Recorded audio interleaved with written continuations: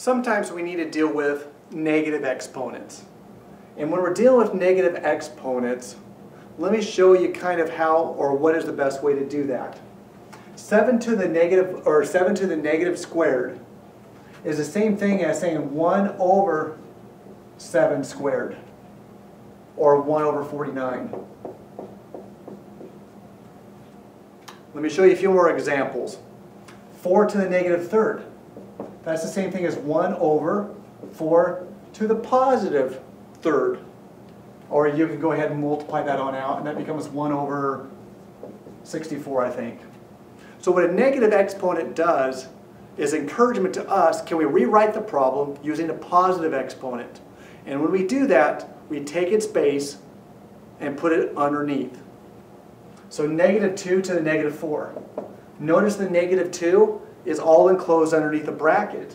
So in this case, the entire negative 2 drops down, and that's to the positive 4 power, which produces 1 over negative 2 times negative 2 times negative 2 times negative 2, 2, 4, 8, 16. So that becomes a positive 1/16. Notice the next example. It's a little different than the one we used. This time it's only the 2 that is being dropped or is to its base. So I have negative 1, this negative stays on the top line, but I'm going to drop the 2 itself down to the positive 4 power. And this becomes negative 1 over 16. So you can see that I got a different result. One was positive, one was negative, and a lot of that was determined, or all of that was determined on identifying what the base of the problem is. The last one, 5 to the negative 1.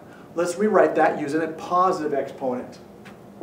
So I take its base and drop it underneath. So that becomes 1 to the 5 to the positive 1. 1 over 5 to the positive 1. And that is just 1/5.